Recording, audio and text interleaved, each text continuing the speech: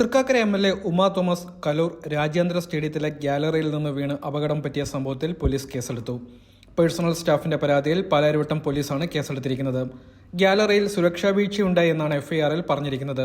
ബിഎൻസ് 125, 125B 3/5 എന്നിവ പ്രകാരമാണ് case register ചെയ്തിരിക്കുന്നത്. മറ്റുള്ളവരുടെ ജീവനോ വ്യക്തിഗത സുരക്ഷയോ അപകടത്തിലാക്കുന്നതിനെതിരെ നടപടിയെടുക്കുന്നതാണ് 125 വകുപ്പ്.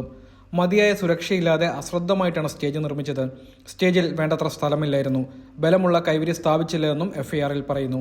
സ്റ്റേജ് കെട്ടിയവർക്കും പരിപാടിയുടെ സംഘാടകർക്കുമെതിരെയാണ് കേസെടുത്തിരിക്കുന്നത്. ദുർബലമായ ക്യൂ ബാരിയേഴ്സ് ഉപയോഗിച്ചായിരുന്നു മുകളിൽ കൈവരി ഒരുക്കിയത്. 15 അടി ഉയരത്തിലാണ് ഗ്യാലറി ക്രമീകരിച്ചത്. 55 അടി നീളമുള്ള സ്റ്റേജിൽ 8 അടി വീതിയിലാണ് കസേരകൾ ഇടാനുള്ള സ്ഥലം ഒരുക്കിയത്. ഇന്നലെ രാത്രി തന്നെ കമ്മീഷണറുടെ നേതൃത്വത്തിൽ പോലീസ് അപകടസ്ഥലം പരിശോധിച്ചിരുന്നു.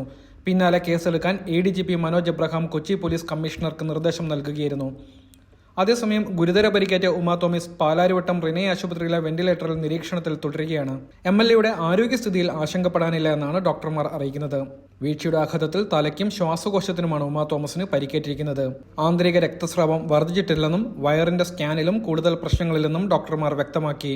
ശ്വാസകോശത്തിന്റെ ചതവ് പരിഹരിക്കാൻ ആന്റിബയോട്ടിക് ചികിത്സ നൽകും.